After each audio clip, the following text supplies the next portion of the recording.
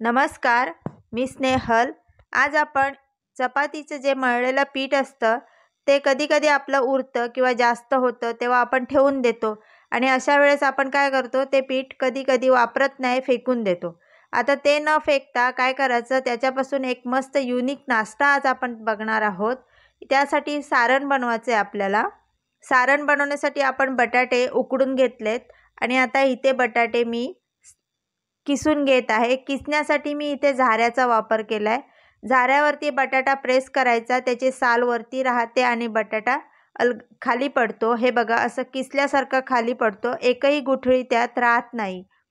आता त्यामध्ये आपण काय केलंय, तिथे मसाला टाकलाय, हळद टाकले, गरम मसाला टाकलाय। गरम मसाल्याच्या ऐवजी तुम्ही चाट मसाला पण वापरू शकता इथे आणि मीठ टाकलंय। माझ्याकडे इथे पिझ्झा हब्स आहेत, मी ते टाकलेले आहेत। कोथिंबीर टाकायची।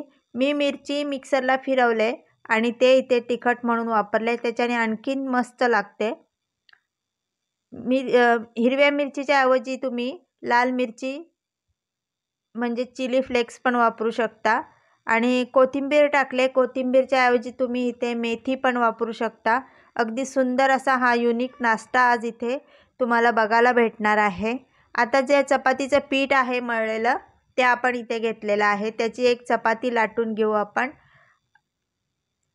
याआधी तुम्ही कधी चपातीचा असा नाश्ता बघितला आहे का? जर असेल तर मला नक्की कमेंट करून सांगा। असा हा युनिक नाश्ता आपण आज इथे तयार करत आहेत। आता आपण ते जे सारण बनवलंय ते वाटीच्या सभोवतीने आपल्याला लावून घ्यायचंय। आपण ते सारण लावून घेतल्यावर एक आपण सुरी घेतले, सुरीने ते त्रिकोण असे आपल्याला कट करायचे। तुम्हाला किती साईज हवे त्यानुसार तुम्ही त्रिकोण कट करा। आता इथे असे त्रिकोण कट करून घ्यायचे।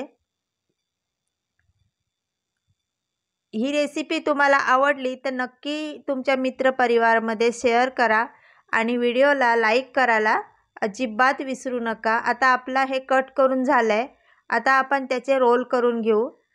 जे कट केलंय ना त्याचे रोल करून घ्यायचे, हे बघा असे। आता हे सगळे रोल मी या पद्धतीने करून घेत आहे आणि आपल्याला आता तळायचं आहे म्हणून त्यासाठी आपण इथे कॉर्नफ्लॉवर किंवा मैदा तुम्ही काही पण वापरू शकता। मी इथे मैदा घेतलाय।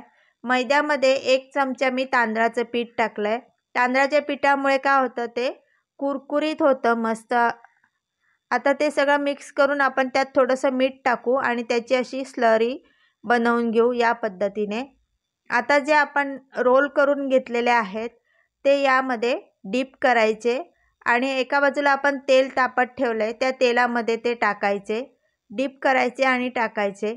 इथे तेलाचा गॅस आहे तो आपला मीडियम आहे। आता सगळे आपण असे जेवढे मावतील तेलामध्ये तेवढे टाकून घेऊ। या पद्धतीने डीप करायचे आणि मी चमच्यानेच टाकते। आता हे असे सगळे टाकायचे, हे बघा आपण असे टाकलेले आहेत।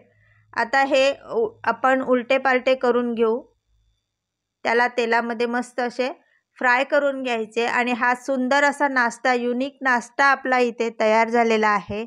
तर याआधी तुम्ही असा नाश्ता बनवला आहे का आणि माझी ही रेसिपी कशी वाटली मला नक्की कमेंट करून सांगा। हे बघा आपला असा नाश्ता आता हे सगळे आपण याच पद्धतीने फ्राय करून घेऊ आणि मग तुम्हाला दाखवते मी सगळे। हे बघा आपण सगळे असे फ्राय करून घेतलेत। एक तुम्हाला तोडून सुद्धा दाखवते। अगदी सुंदर असा चविष्ट खुसखुशीत नाश्ता, मुलांना तर बघता क्षणी आवडेल। तर कशी वाटली ही रेसिपी नक्की मला कमेंट करून सांगा।